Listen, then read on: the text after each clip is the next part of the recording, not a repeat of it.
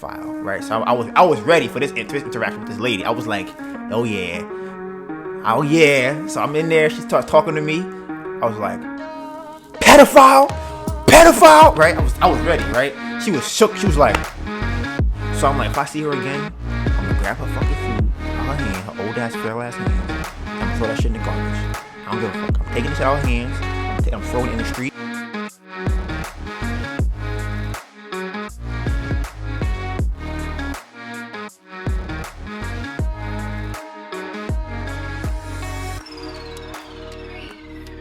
2. Okay, so today is May 26th, Tuesday, May 26th. It is 10:54 a.m. I think we getting really good with this podcast. I think we're doing a lot better. The goal is to start at 10 a.m. I think we got a lot of stuff done. The only thing that we probably did a little bit differently today was taking pictures before the podcast. So I have some pictures that I'm gonna do before the podcast that we took before the podcast, right? So that's how the morning started off. I'm debating on whether or not I should say what Melissa did this morning or not, but I think I should say it, Melissa. Okay. So basically what happened today is, like I said, everything today I think was at 100%. We went from 100 to 99, right? Everything I think was going 98 only because we started at 10:54 as opposed to 10 a.m. But I feel like we're progressing, so progression is still good for me. So we were taking pictures, right? And I have twists in my hair, as you can see, and we were taking some pictures, and one of my twists was sticking out, right? I'm like, damn, that shit look kind of wild, right? So I'm like, maybe I should put it, because she's done this before, take a bobby pin. She'll take the bobby pin and she'll put it in my hair to hold it down. I think she did it once when I was going to work, maybe twice, right? So I'm like, I wanna put it down and then retake the picture. So I said, can you get a bobby pin? Right? She was sitting over here on the window still taking pictures because, the lighting has to be behind the person taking the picture. So I had to be, behind me where I am right now where the wall is at, so you can get a nice backdrop because, we've been learning, we've been doing our research to figure out what's the better pictures to take. So that's what we're going to do. Nice backdrop or plain backdrop with me contrasting the background, right? So I said, Melissa, can you give me a bobby pin, right? She goes, first she goes, well, you can't really see it from the front. And then the front is where the camera's going to be. So right now, I think with the pictures are being taken from the side, so it's not going to be a problem, right? So I'm like, I go, okay. All right. So I'm looking at it, and I'm like, yeah, I'm like, you know what? Maybe I can just, like, edit it out in Photoshop, right? That's what I'm thinking. So then, I'm like, nah, I'm like, you know what? I said, yeah, can you grab it real quick? I can just throw it in my hair, take a picture. She was like, I don't really think you need it. All this time, she's staying on the windowsill. So that's 2 times that I asked for a bobby pin. 2 times, right? And then I go, you know what? Forget it. I go, forget it. Cause I'll just edit it myself. What did I say? So you're going to cut it off.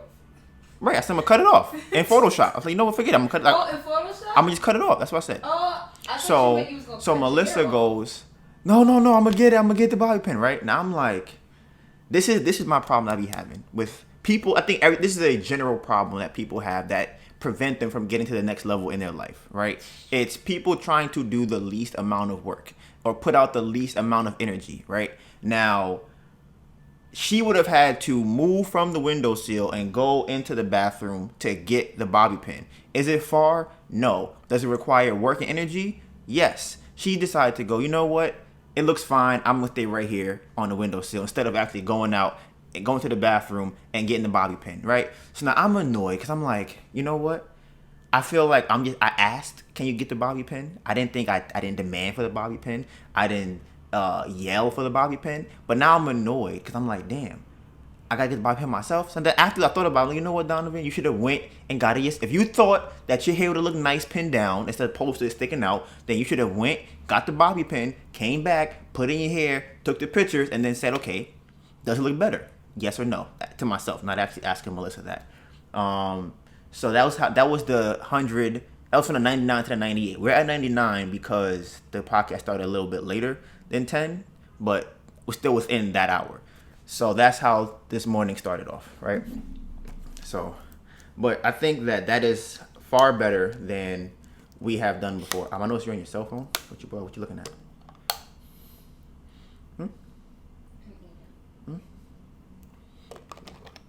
Is that a podcast email? It was. Okay. Can you turn that to me, please?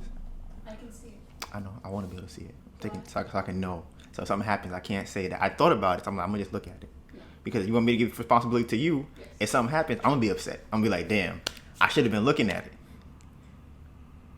Well, that's not. It's right here. I put it here because I can see it. I can reach it. It's here.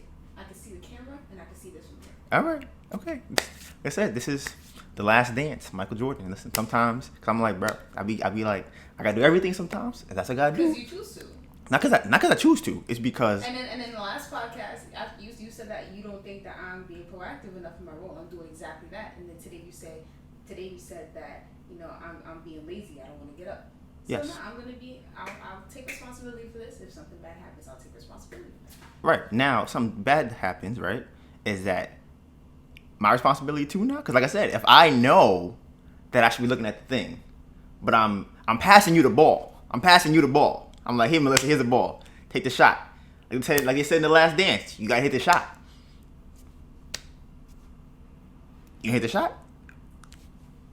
Do you believe in yourself enough to hit the shot? I feel like you don't. I feel like your facial expressions are not telling me that you believe. You don't think I can sit here and look at the fucking screen? I think that you will be looking at your phone on Instagram because it's only about 2 minutes. So what?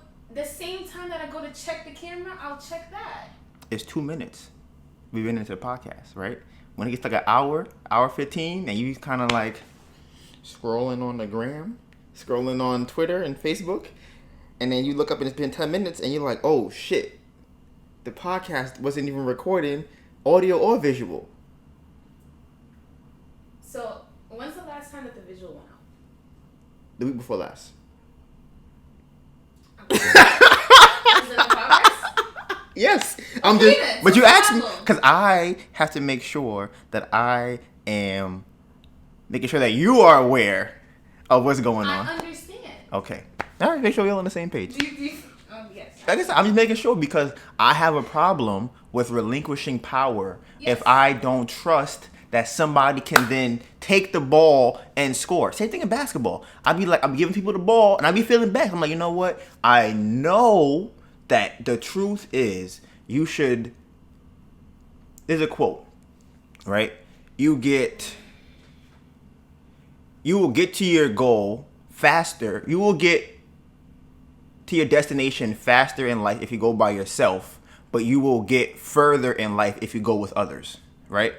So I know that I have to have people, I have to have a team around me. I have to be able to trust my team to be able to do the things that need to be done. I can't do everything by myself. I could try, but I would get burned out at some point. It would be impossible for me, or not impossible. It would be very, very hard for me to watch the audio, watch the visual, do the podcast, have the notes, make sure that white stuff not on my lips like it always be, every time I be doing these podcasts. Because, last time it was on my lips. And my producer... Now, how come you didn't see it, Melissa?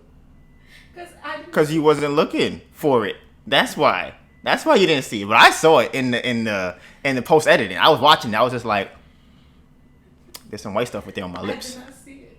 All right. I'm just saying. I'm just putting it out there that it was there. So that was the intro for this podcast. We're gonna get right into it. Actually, I have to pee. So I'm gonna go pee real quick.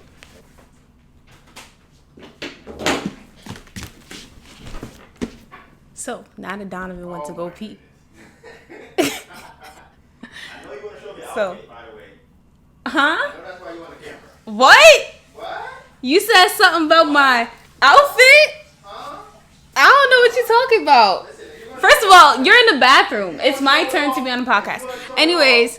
If you gonna show it off, Anyways. show it off. Anyway. I'm letting you know you're gonna be doing a whole fashion show in there. Anyways. You're gonna show it off. Anyways. If you gonna get up, don't Anyways. lie and act like you're not Anyways. sitting there so everybody see your outfit. Anyways. Okay, here we go. Can you please Before pass we me go my put lip the balm? music, you see the chains? Where's the bracelets? You got the bracelets. Okay. See, look at the earrings over here. Okay, the hair done. Nice shirt to match with the pants. If you're gonna show it off, don't act like you sat there because you wanted to help the podcast. You know you sat there because you wanted to show off your fit, which is fine. But don't act like that's not why you sat there. Excuse me. Listen. Producer. Listen, you know, I feel like you just can't be leaving the camera empty. I can just cut that. Okay then. Alright, okay then. Like, she looks very pretty. I like her new. Like I told you guys, she got some new clothes, some new accessories. That shirt is fire. The pants look good on her, which she actually cut and hemmed herself, by the way. Just throwing that out there because you know we do produce clothes on this side. The Bamboo Project Podcast has a clothing brand that will be coming to you guys at some point, probably later in this year or next year for sure. You might see some stuff this year, but everything will be out. Like everything will be rolling starting probably next year. So let's get to this podcast. Like I said, I have some stuff that I definitely wanted to touch on.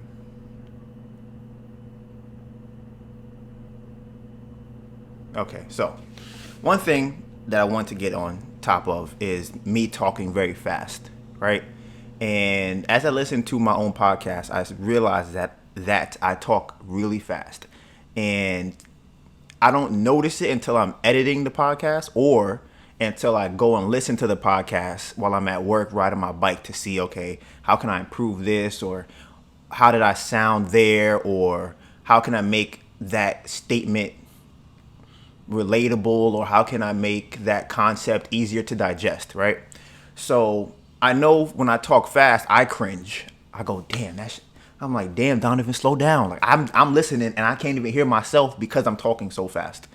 So I realized that I'm going to work on speaking slower, but probably not this slow, but slower than I normally do, especially when I get excited. Because I know when I get excited, that's usually when I go from 0 to 90, 0 to 60 in 1.2, right?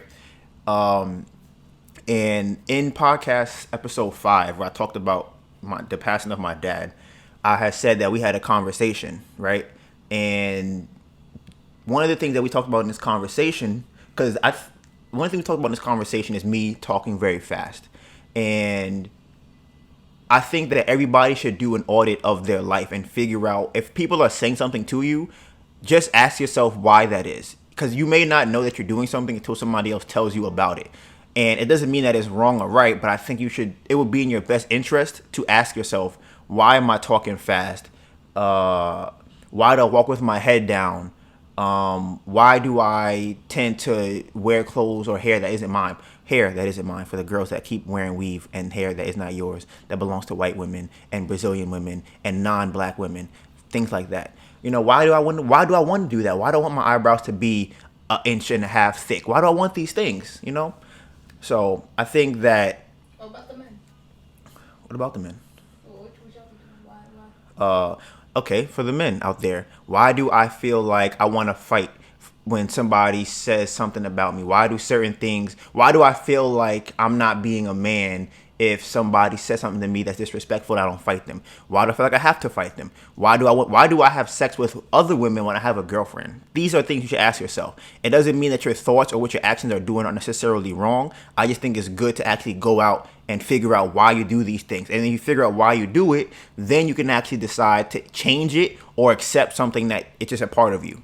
But I think don't say, oh, I just do this thing and I accept it, until you've actually done the homework and figured out why you do that thing, right?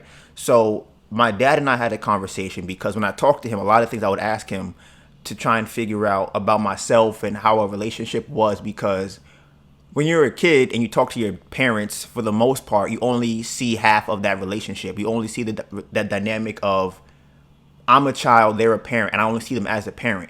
So when I talked to my dad I might have been 21, 22, I was able to actually ask him questions that I had as a child that I always wanted answers to.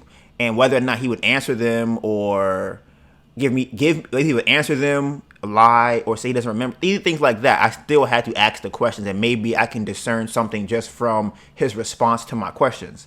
So one of the questions, during this conversation, while we were talking about his upbringing and talking about things that I went through growing up with him, I noticed while we were having a conversation, he would look off, right? And normally he would do that. He used to do that very often, where we would be having a conversation, and as you may see me do now, he would look over there, right? He would just look off to either watch television or he would, go on his phone or something like that. So this happened while we were having this deep conversation, and I pointed it out to him, and pretty much he explained to me that he feels uncomfortable with long extended periods of eye contact, and he said that he thinks that that is because growing up he didn't have that with his dad, so he doesn't feel comfortable doing that when we talk. So I had pointed out, because I didn't understand why he would do that. I thought maybe what I was saying was interesting. I thought maybe he didn't care what I was saying or things like that. So once he told that to me, like I said, I had to go and audit my life and figure out, okay, how is that affecting me? Because it's a thing that affected me. And I remember either it might have been before that happened, and that's probably why I asked him the question, or either after that happened, I looked it up. One of the tendencies of people who, one of the, I guess, psychological effects of somebody that talks fast, or it's not the right way to put it. One of the reasons why people talk fast is because it comes from a place of insecurity, right? It means that you feel as though people won't want to hear what you're saying, so you have to say it really fast so you can keep their attention, right? And I had looked this up, and I was wondering, like, that's interesting, because I used to go to speech classes when I was in the first grade. And I remember this very vividly. One of my main problems in speech class was that I did not stop at periods or commas or any of those types of punctuations. I would just run right through them. And every time I would do that, I had my speech teacher at the time, she would do like a crashing sound to let me know that I'm crashing one sentence into the next sentence. So I should actually see the period, pause, and then go to the next sentence. But as you can see, either from the last 9 podcasts, because we're on episode 10 right now, we did 10 in a row, 10 weeks straight, consistency. You can see that I will run right through sentences, and they'll just become one long sentence. And I'll even read a paragraph sometimes, and the paragraph will just be me reading very, very, very fast to get through the whole paragraph. So pretty much, I think this might have been before that happened. So I probably asked myself, why do I feel like that? What in my life makes me feel like I need to speak fast to keep somebody's attention?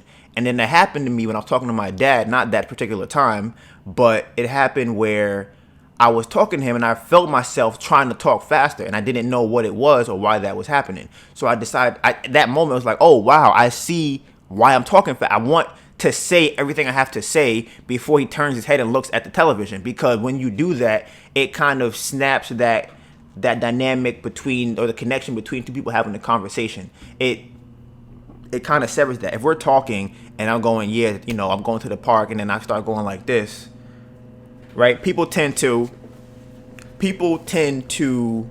either take that as disrespectful, or they take it as you're not paying attention to what they're saying. It says 90 degrees in here. That's crazy. So I realized that is one of the reasons why I talk fast. So during that conversation, he told me that he was like that with his dad, and that he didn't even realize he was doing that, but it's kind of something that just carried down to him, and he ended up doing it to me.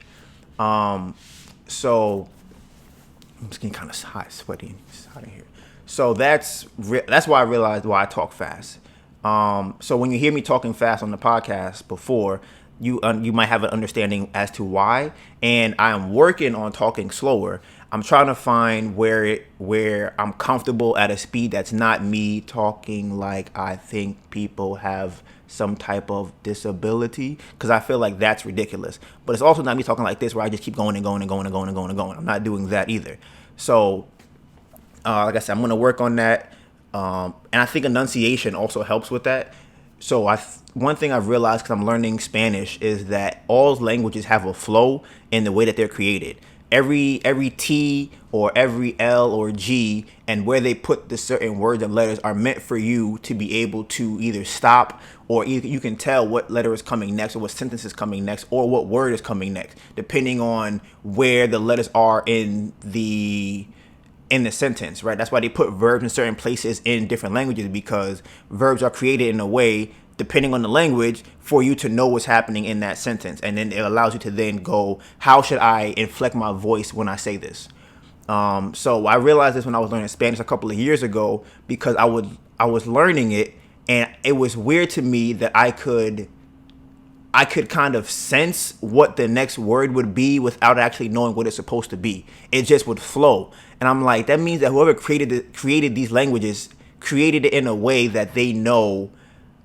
I haven't looked into it, but it's probably in linguistics history. But they created it in a way for them to be able to decipher the words and the verb and the nouns. Listen, this is really deep, but that's pretty much one of the ways to know that what is it called? English has a science behind it, or Spanish has a science behind it. And that's why they have proper English, and that's why people who come from different backgrounds who don't actually know English, like, here's an example of it, right? I was watching a show on Netflix called Hollywood, and there was a scene where the lady said that, I forgot what the article A, the letter A is called an article, right? And she was saying that depending on whether or not it is now I'm going to butcher this because I don't remember exactly which part it was, whether it's a third person or first person or what's the other thing do you remember what they call that in Spanish? They have, not in English. There's a word that they use to describe words. It's like intensive, or it starts with a P, I think. I can't remember what it was. No, it's not third person. It's like there's different types of phrases. Like it's type of tense. There's different types of tenses. But it's after all of those. There's another one. They have different types of tenses. Yeah, can you look that up and find that for me? So either way, she was saying that depending on when A is being used, whether it's in a one tense or tense 1 or tense 2, you will pronounce it differently. You may pronounce it A, like that, or you will pronounce it right? But if you don't understand the languages, then you will use the word in your sentence when you're supposed to use A. So when you actually say then the rest of the sentence will either crash together or it will not sound right because you didn't use the way, it's not being said the way it was created. It's not being used the way it was created. So that's why a lot of people have problems with different languages, because they don't understand that there's actually a science behind it. They just hear somebody else say it and then they repeat it, but they don't know how it's supposed to work. And that's usually how you could probably tell that somebody is not from a certain place, because there's certain little nuances that you don't pick up on. So that's just my little lesson on languages for today. And one thing I also wanted to kind of touch on, just not very long though. Every time I think about my dad now, after he's passed, I get upset. Like even anything, when I talk or hear anybody talk about the coronavirus, even yesterday, Melissa was on the phone with her friend, and I feel my body getting hot because people do not do the research on this coronavirus. People don't look it up. People don't care to look it up. People just take things at face value and nobody does their own research. And it annoys me because they are blaming a lot of these deaths on the coronavirus. And having to experience that firsthand with my dad, I know that isn't actually what's happening. It's honestly malpractice and ignorance on just multiple levels of the command chain. That's pretty much what's going on. Everybody in that whole chain is just making wrong decisions, and it's leading to somebody getting killed, right? So Melissa was talking to her friend yesterday, and she was saying that she knows somebody who knows somebody who knows somebody who knows somebody who is friends with somebody who's married somebody else who is a nurse. Are they a nurse? Are they a nurse? I was making a joke about people saying that. Is it a? It's okay, but she's a nurse. So she was pretty much saying that because there is so many people coming into the hospital for things they don't have to come to the hospital for. They have a cold and now they feel like they have the coronavirus, or they feel like they're going to die from the coronavirus, so they come into the hospital, right? Then everybody keeps coming in. Everybody thinks they're going to die. They possibly have the coronavirus, but they aren't going to die. They'll be fine at home. But you come into the hospital, and now they say, oh, you have the coronavirus. We're checking you into the ICU. We're putting you on a ventilator. We're going to put you on these meds. We're going to put you in this room by yourself. And then the hospital start getting packed, right? Now, let's say each nurse or each nurse's assistant, whatever they're called, can take care of 5 patients, right? And there's 10 nurses. That means that 10 nurses can take care of 50 patients, right? If 200 patients come in or 300 patients come in, they don't. It's like when you're a camp counselor. They tell you when you're a camp counselor, each counselor can be in charge of a certain amount of kids by themselves. You can't have more than 6 kids in a classroom if there's only one counselor in there. It's like that when you're in a hospital, right? So what they have been doing is they've been bringing in people who have just graduated from their nursing classes or nursing degrees, and they're throwing them into the fire. And she has said that she has seen multiple levels of malpractice from them because they're new. They don't know what they're doing. They've never been in an environment like this. They're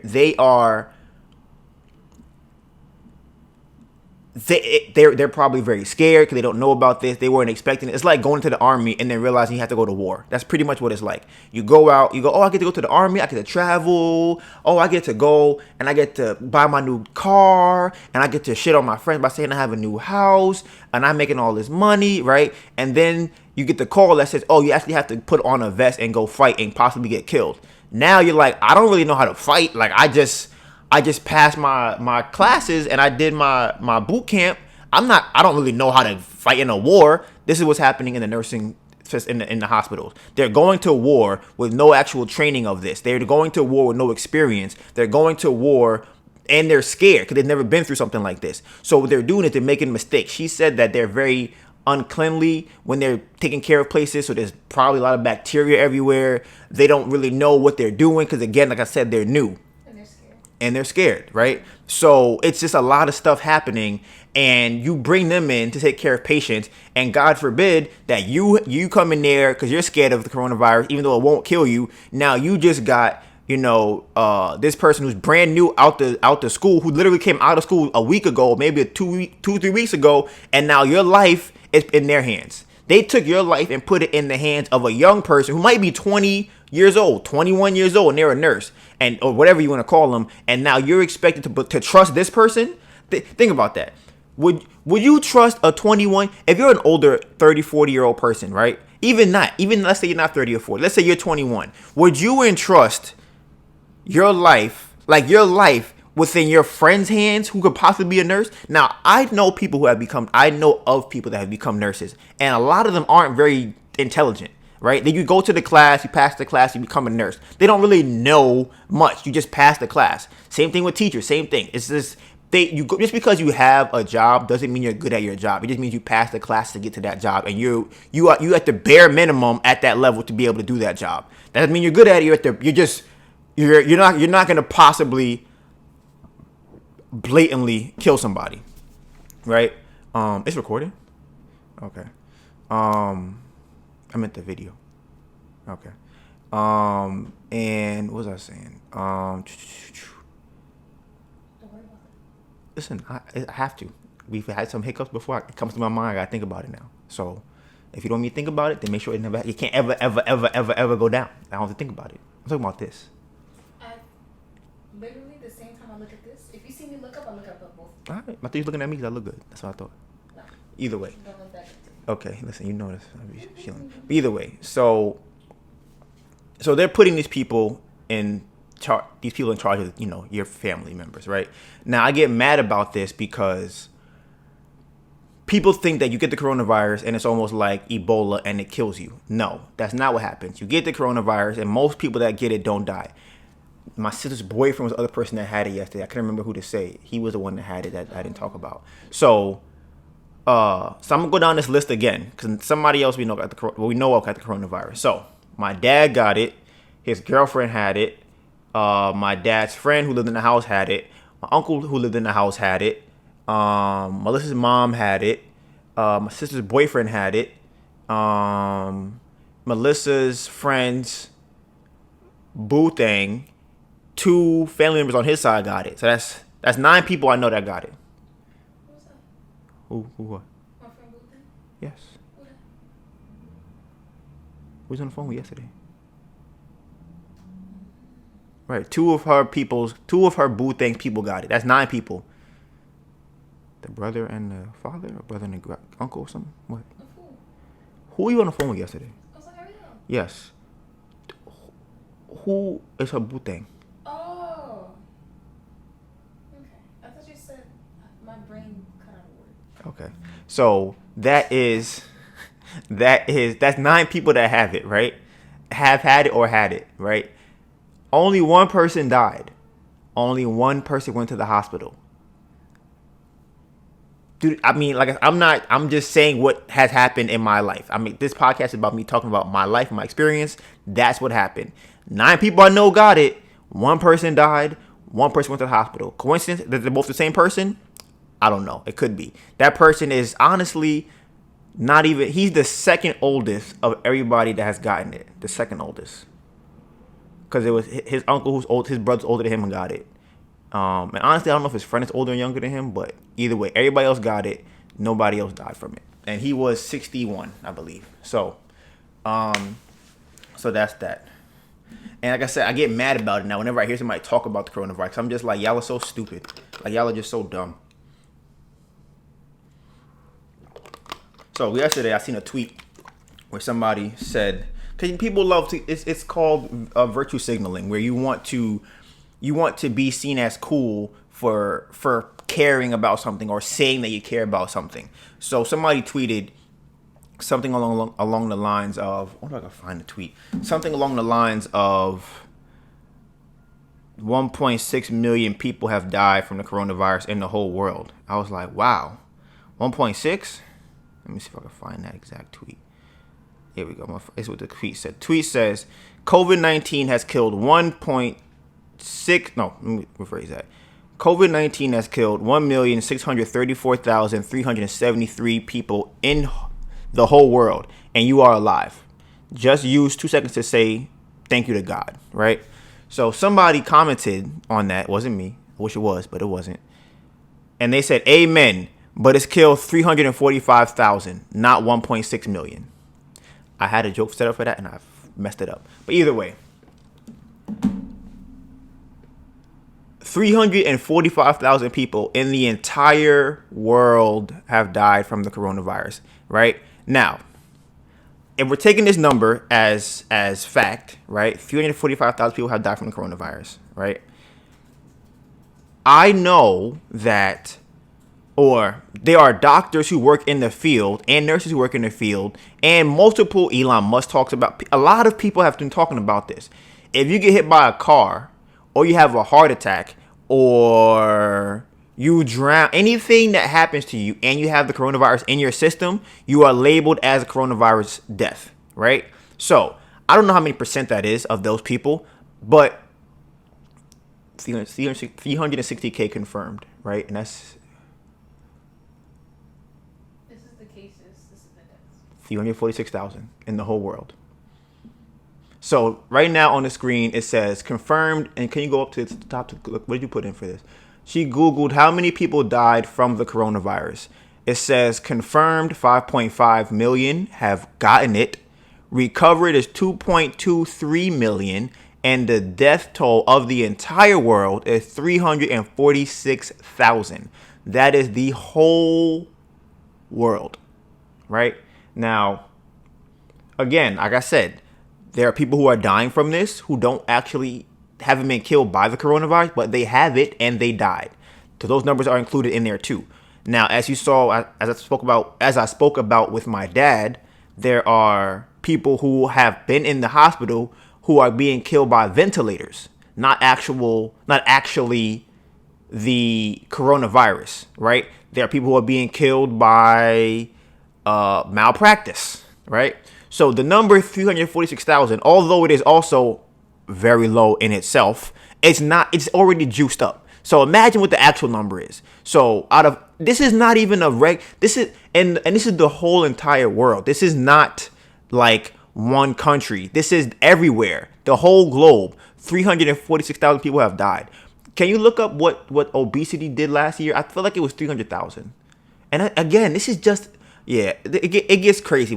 This is what annoys me. People just go look it up yourself. That is it. When they give you a number, just Google how many people have died from car accidents. How many people have died from the flu? How many people have died from HIV? Anything like that. What does that number say? So this is, what website is this? Because I want to quote this website. This is world. Let me look for a better one. It said .org though. That doesn't count. .org, no. Organizations might have an agenda. Okay, sure.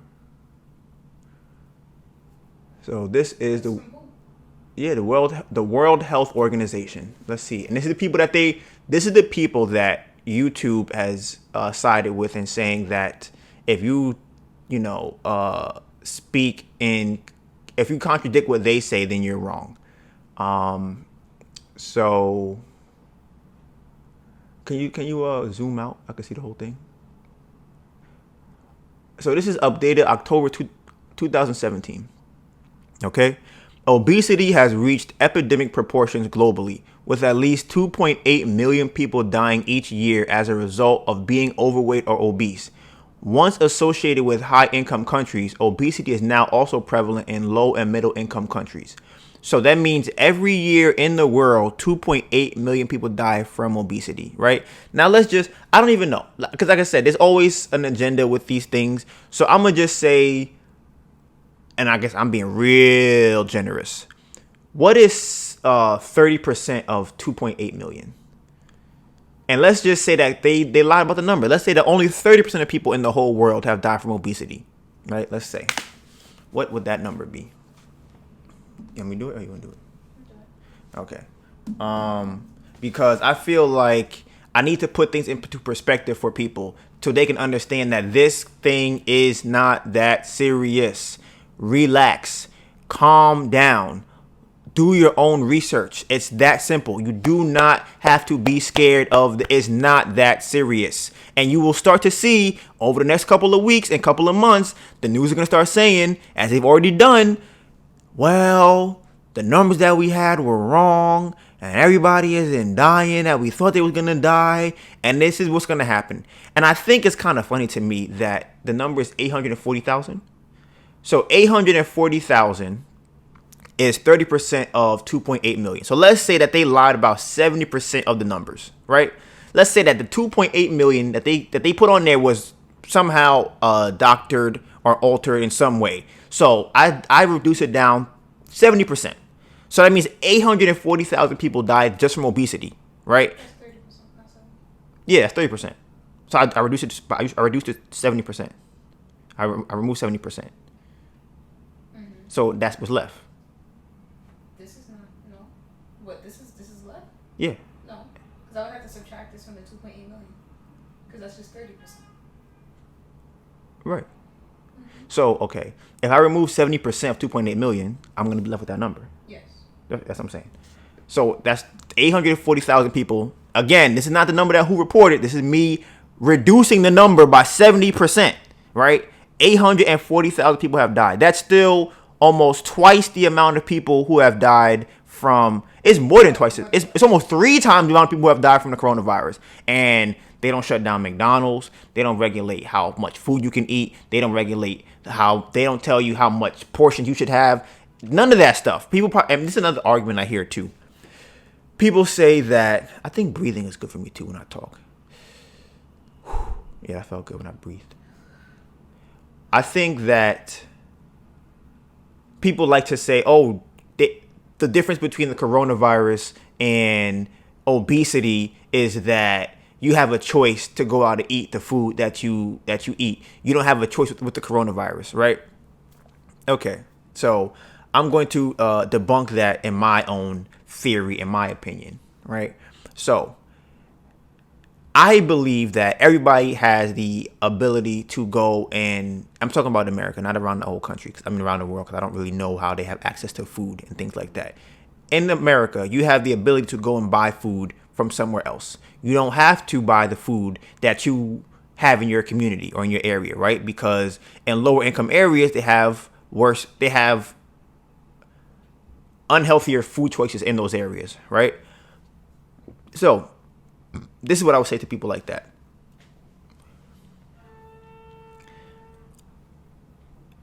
Let me see. What's the best way to put this?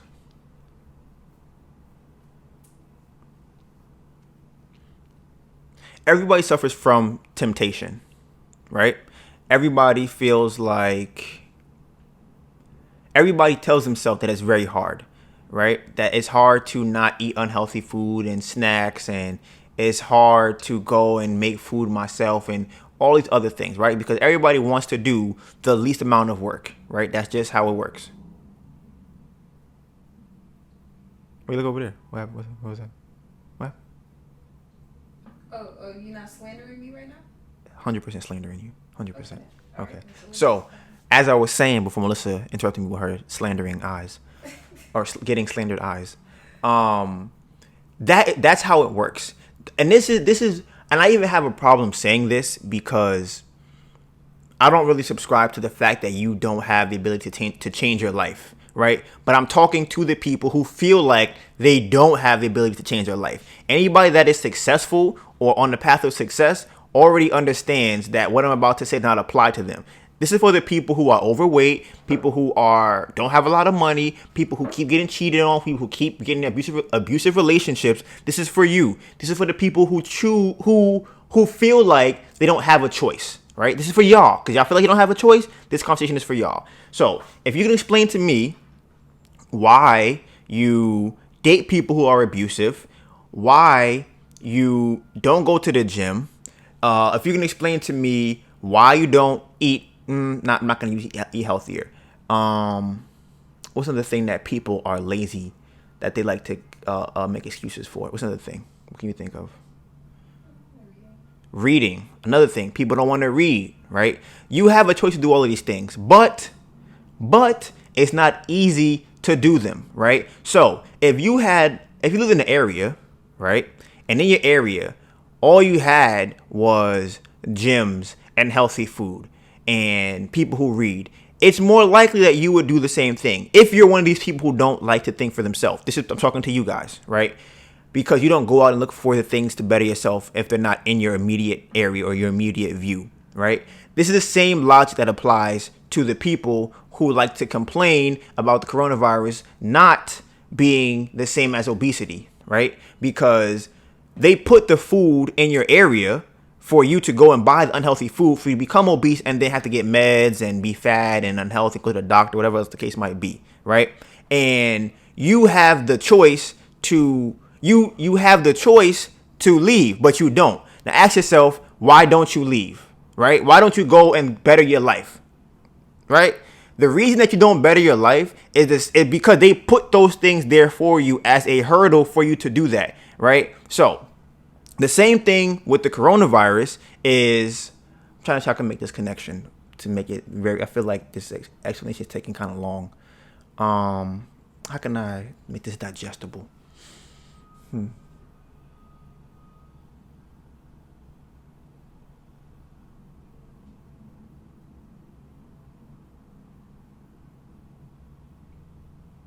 Like I said, I have a hard time saying this because it means I would be saying that you don't have a choice in the food that you eat, but you do. But you feel like you don't. And that's the equivalent to the coronavirus. Because if you feel like you don't have a choice in eating the food that you do, then you also don't have a choice in catching the coronavirus. I have to rework that out. I'm gonna have to work that out. But that's the gist of it. Is like I said, I just feel like there's so many other things that kill people at a higher rate than the coronavirus, and people are honestly, I forgot about this yesterday. I was assaulted by an old white woman because I wasn't wearing a mask. She was throwing straws at me. She was throwing cups at me. She was hitting me. She was calling me all types of derogatory terms and names. Because I work as a bike messenger for people who do not know. And what? Oh. So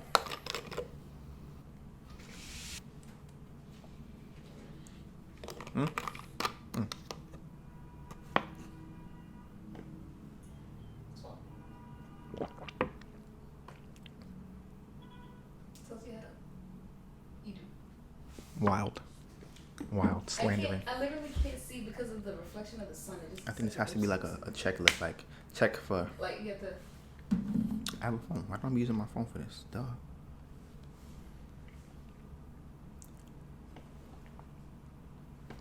Hold on. White lip check.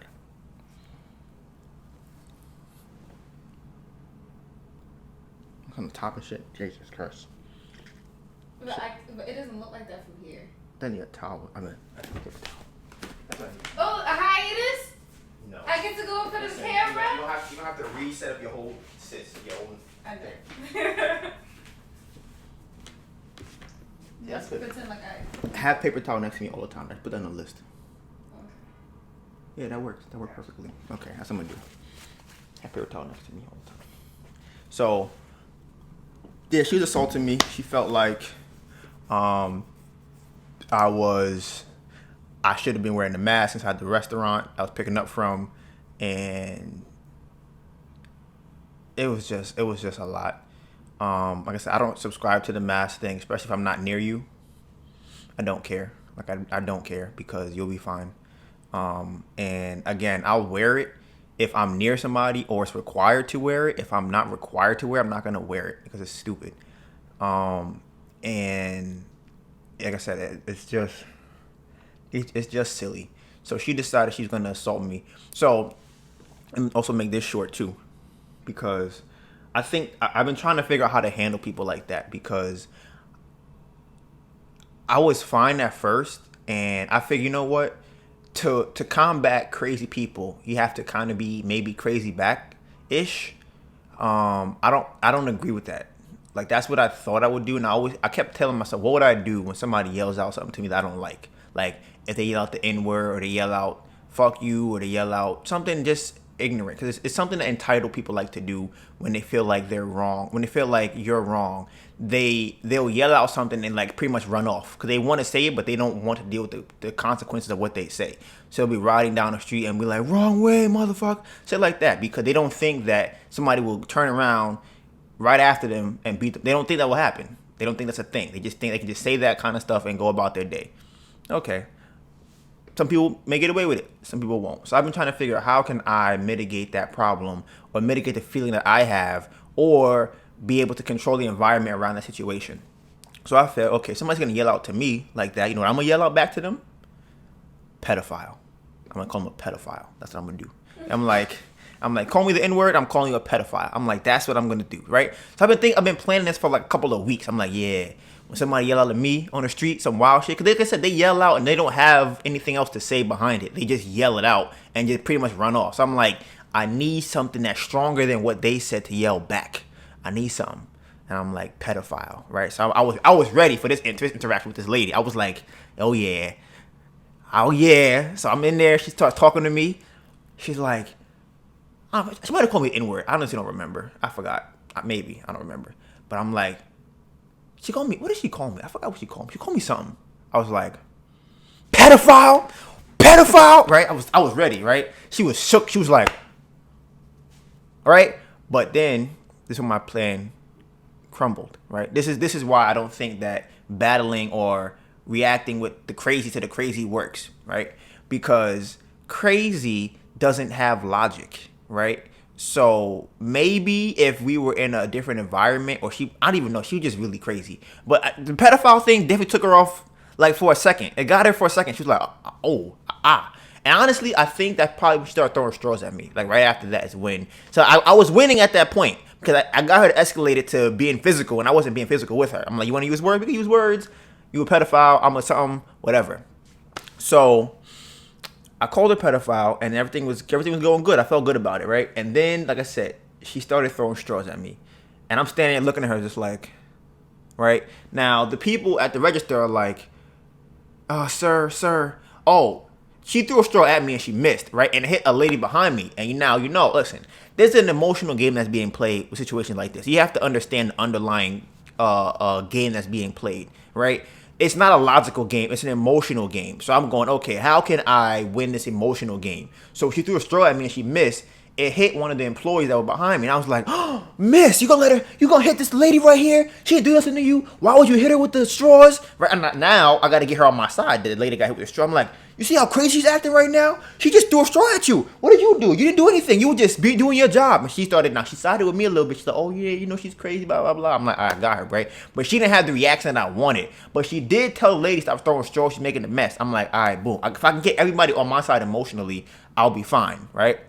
So then the guy at the front is like, sir, can you just step over to the side a little bit because, she wants to be 6 feet away. I'm like, there's not 6 feet of space in for me to step to the side. There's not enough space. There's not 6 feet for me to move. I'm like, after I do this, I go, what you want me to do? He's like, I'm like, I'm not going nowhere else. I'll stay. I'm moving around. I'm not moving. Like, give me the food that I came to pick up for my job, and I will leave. And other than that, and then his other thing too.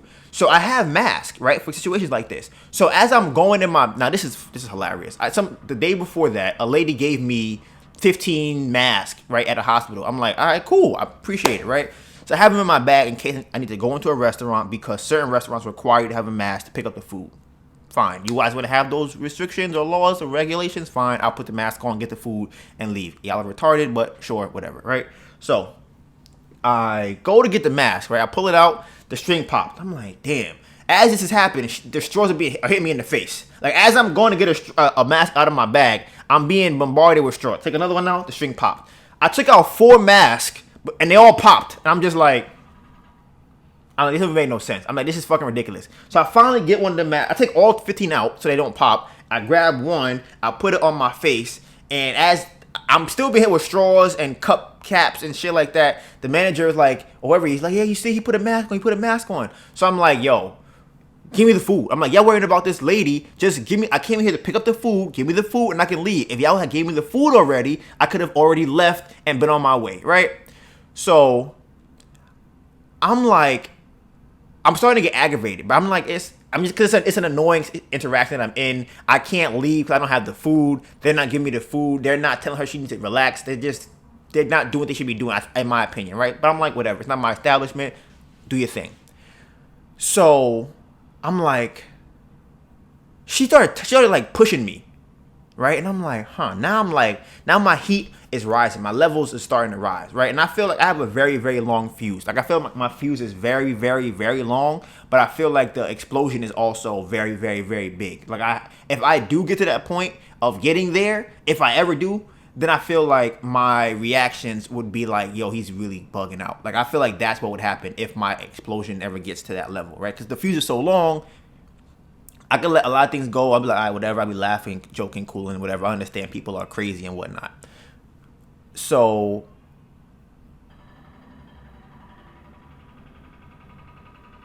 she starts pushing me, right? And I'm like, I'm starting to get upset. I'm starting to feel like the heat in my chest. And I'm like, all right, I'm like, yo, give me the food. I'm like, yo, just give me the food. Like, yeah, forget about her, give me the food, right? And I'm like, I want to hit this old lady. Like, I want to, I've never done it before. I want to knock her out. I think that I could if I tried. Like, I'm pretty sure I could knock her out. Never done it. I know if you hit him in the jaw, there's like a nerve right here that connects to the brain. If you hit him hard enough, they could just drop and be out cold. And I'm like, I want to hit her. Like, so, like, if I could just hit her, I'm pretty sure if I slapped her, I could knock her out, right? But I don't hit her. Now I'm like, you know what I'm gonna do? I'm gonna take her dusty ass glasses off her head. I'm gonna throw them shit in the fucking garbage. That's what I'm gonna do. So as I got my food, and she's grabbing me and pushing me, and mind you, for somebody that don't want to get sick, she real close to me. I just want to put that out there. For somebody that's so afraid of catching the coronavirus, if she was that afraid, she would have left the restaurant. If she didn't want to die. But it's not about that.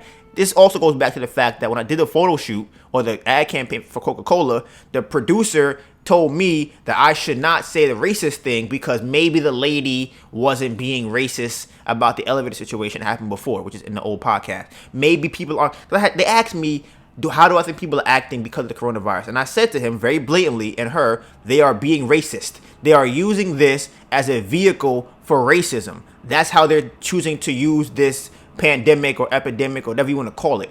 And this is no different than that.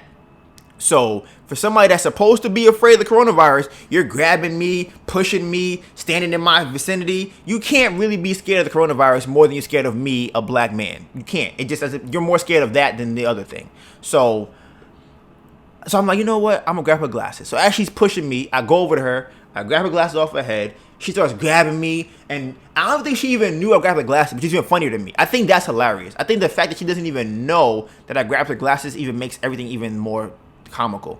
So I grab the glasses off. As I'm walking, she's like grabbing me and doing this, and she's probably like 60, maybe. Man, honestly, to be honest, she might have been like 50.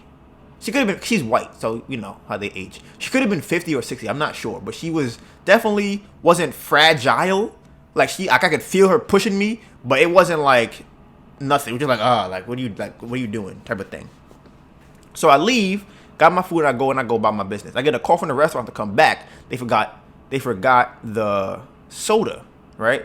So I go in the restaurant. I'm like, if she's in there, I'm like, how am I gonna react, right? Because I'm like, I don't feel like I got the response I wanted from taking her glasses off, right? This is a sign of, I guess I would call it toxicity. That's not the right word, but this is a synonym to what I'm referring to, where you having an emotional battle. You shouldn't be having this emotional battle with people.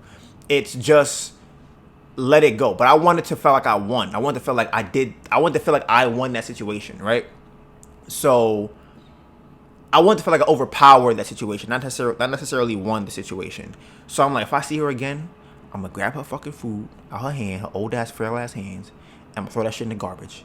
I don't give a fuck. I'm taking this shit out of her hands. I'm throwing it in the street. I'm gonna give it to a homeless person. I'm not about to go out of here with this lady just pushing on me, throwing stuff at me, and I'm just gonna let it rock. No. So I go back and I see her come out the restaurant. I'm like, oh, she has a bag. I'm like, oh, if I could just grab it. So I'm like, Donivan, you're bigger than that. Don't do that. I'm like, don't do it. Your life is going amazing right now, phenomenal. All you need to do to fuck that up is do this stupid shit. So I said, okay, leave it alone, right? So as I'm locking my bike, I hear the same lady yelling across the street. I'm like, what is going on over there? She's yelling at a bike messenger for not having a mask on outside as he's riding his bike. I'm like, oh. I'm like, she's crazy. She's crazy. But the thing is, people like that get a pass because 1, they're crazy, 2, they're white, 3, she's a woman, and 4, she's old. So she's allowed to do anything she wants because she's pretty much viewed as the weakest person in society. Like the weakest person perception-wise in society is a little white old lady. Like there's nobody that people feel more sorry for than that person. Everybody views them as, oh my God, look at the little, oh my. That's it. Black women are viewed as strong. Indian women are viewed as strong. Spanish women are not viewed as strong. I mean, that's that whole fiery thing maybe, but that's not really strong, whatever you want to call it. But white old ladies are viewed as the weakest among everybody. It's everybody's little grandma, take care of them. So you can't really say anything bad about them or do anything to them without people first perceiving that as a problem. So she's yelling at him. He's yelling back at her like, I have my mask in my bag. You whatever. She must have probably hit him or something. I think she probably hit him while he was walking by about the mask. Honestly, I think that she thought that was me, to be honest with you. I really think that she thought that was me, and that's why she hit him on the bike. So, but yeah. So that was just something that happened to me yesterday. And I don't know if people have heard about this before. It's called the laws of attraction, right? So pretty much it's a book called The Secret.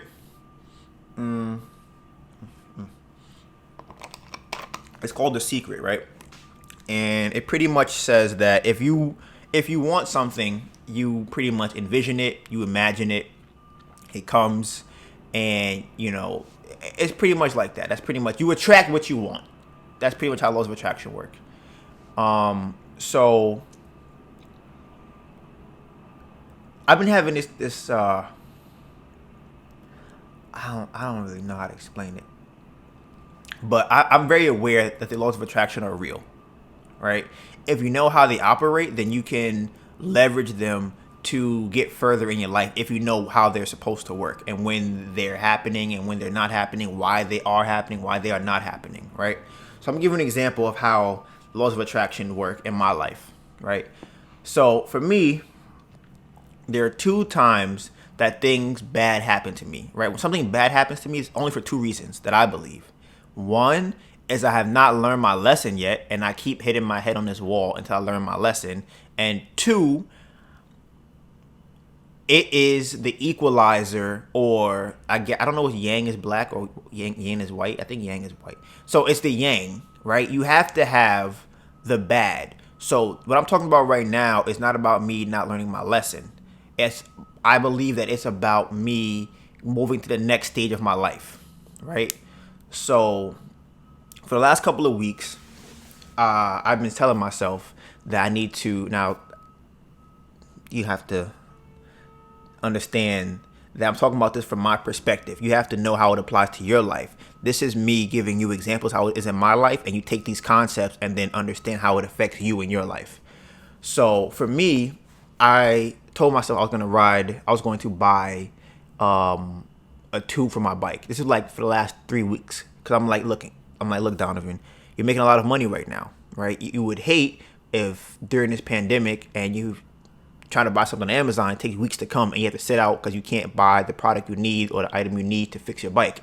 So just buy it now, be responsible, and get what you need. So when you do need it, you have it. And so that also when you need it, it's there, right? You want to make sure that what's the quote? It's better to have it and not need it than need it and not have it, right? So I figured just buy it. I wasn't listening. I wasn't buying it, right? I'm like, I'm not gonna get a flat. I'm not gonna have any problem with my bike. I'm like, what's gonna happen, right? I'm like, I'll be fine. I could just fix it myself. I could tape it up, get some new tubes, whatever, right?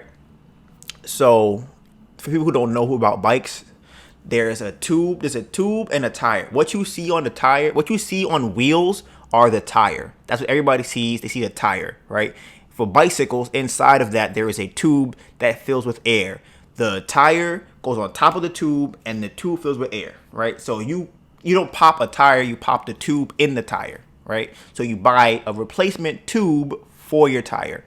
So, I kept telling myself, I'm like, I'll get it at some point. I don't really need it. And it's only $15. I have a problem with buying things that are cheap like that.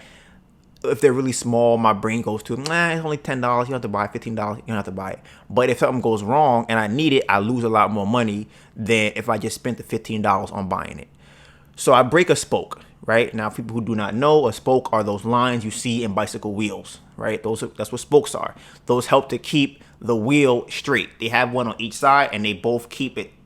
The word is trued, but it pretty much, imagine if you're pulling something from both sides, it's going to stay in the middle. That's how it works. And if they break, your wheel starts to wobble because it's not in the line anymore, right? So one spoke breaks. Now, that's not a problem. Spokes break, you can get them fixed, or you can ride with a broken spoke. 2 spokes break on my bike. I'm like, whatever. I'm like, if 3 breaks, I'll go to the Bronx because that's the only place I can go to get it fixed. I live in Queens. It's a pretty far ride. And I'll go and get it fixed in the Bronx. And what happens? My 3rd spoke breaks. And I'm like, whatever. It's only 3 spokes. I feel like maybe I should go now and probably get it fixed. But I'm like, whatever. Right? So, it's still recording? Okay. And I'm like, so I'm going to ask. I'm going to always ask until I feel like I don't have to ask. So, I go and get my no, I don't go and get it fixed because I feel like I'll be fine, right? This is my problem, and this is where this is the hit in my head part, right? So I am supposed to pick up Melissa from work, right? And she's on 59th Street. I take the train on 34th Street, right? I ride all the way up to go get her. She already left and went to work, so I got up there and I'm like, damn, she's not here. I'm like, that's whatever. I'll just finish working and whatnot, right? And on the way up there from like Houston is pretty much Main Street or First Street. I rode 60 blocks to go pick up Melissa to only find out when I got to the 60th block. This is how the universe works. Laws of attraction. As I got up there to like 58th Street, I had a flat tire, right? I have a flat tire and 3 broken spokes. And I'm just like, now, not only did I have these things, right? My Uber account was not working, right? And that is a main source of income, right? Melissa.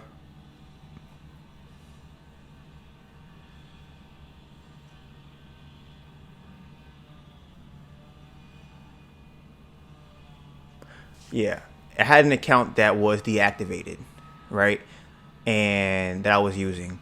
And that account was starting to make me a lot of money, right? And I'm like, damn, I want to get my own account, I want to reactivate my old account for it. And they were telling me it's going to take weeks because of my background check. And they were saying that things. I had got arrested by the police a while ago, and I got what was it? A charge for resisting arrest. So that had got me deactivated from working. So I couldn't use my background check to actually get the job. So when I was on, as long as that was on there, I was not going to be able to work for Uber, right? So I had got it cleared up though a couple of years ago, but I didn't use Uber because they weren't making that much money on there. But recently, the app was doing well and people were making money on Uber. So I'm like, I'm gonna try and get on Uber and make some money. So my bike breaks down on 60th Street, and I'm just like, bruh, you didn't buy the tire that you needed, you didn't buy the tube that you needed, and now you have to go to the Bronx to get your spokes fixed, right? And I'm just kind of annoyed because it was starting to get busy that day. And I'm just like, damn, Uber was starting to bring me in like maybe $200 to a few $100 a week, maybe extra on top of what I was making already. So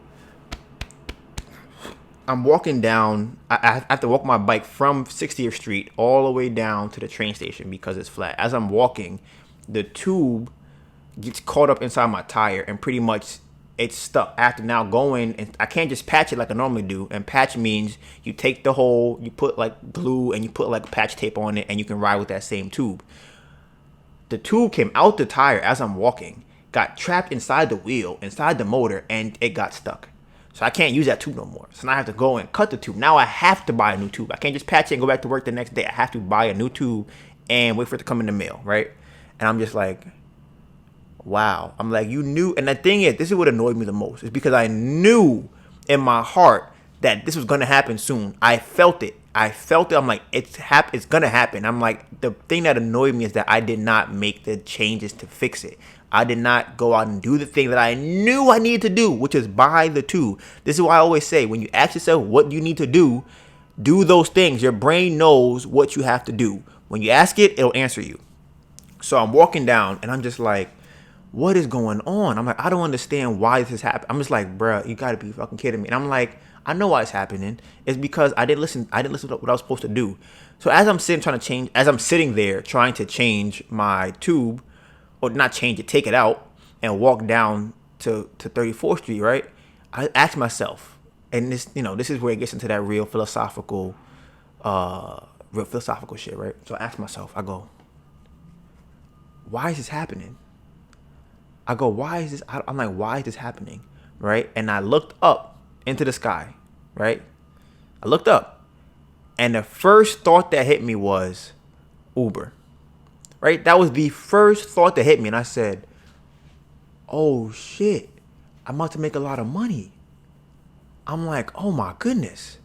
So one thing that happens in my life for me is right before I make a lot of money, I usually lose all of my money. That's usually something that happens. It's a very weird thing that happens to me. Like if I'm about to get a new bike or I'm about to do something, I will lose all the money I have saved up or all the money I made for the weekend or the week or whatever, almost to the T. Like if I make 200, I'll lose 220, something like that. Like you have to make a sacrifice to get to the next level. It's very similar to how Thanos was when he went and had to get the gem or the stone for that girl. And they pretty much said to him, what do you want to give to get everything that you want? And he had to give his daughter for his dream of having the Infinity Stone, right? And I feel like that's actually real life. Anything that you want to get to in your life, you have to sacrifice for it. And this is a very small scale of it, but I had to sacrifice all the money I made that day, which is about $200 or so, somewhere between $180 and $200 at that point. Because what I found out the next day is to get my bike fixed, go to the Bronx and come back cost me about $200 something. So all the money that I spent, all the money that I made went to fixing the bike. So the next day I take an Uber to get my bike fixed in the Bronx, right? And I go over the Uber app to go and pay for Uber. I check my phone and it tells me that my account's been activated. But this is not, this Uber account, they have two apps. They have the Uber driver and Uber rider app. So this was the Uber driver app. I clicked it by accident. So that's the only reason why I knew that was reactivated. They did not send me an email to tell me that was reactivated, right? I had no idea. And I'm like, yo, I was hyped. I'm like, bro, I'm about to make so much money because I'm using my old account. When you have tenure on these apps, they give you more orders, they give you more money. So I'm like, yo, this is really crazy. I'm like, and I'll tell you, I was hyped. I'm like, this is going to put me into the next level of the things I want to do with my life. I'm going to be able to buy new equipment, buy new clothes, save up money, pay off debt, pay off bills, buy new furniture. Just everything will be able to be upgraded, right? So, so like I said, I had to sacrifice everything I made that day and pretty much spend all of it. And I had no problem doing it because I knew why it was happening. I knew I had to make a sacrifice for it. And this is kind of a weird thing too, and I'm not really sure yet. I feel like it's probably true. So I'm gonna break this down. This is why I feel like one of the reasons why my dad passed away, right? This is what I've been kind of telling myself lately.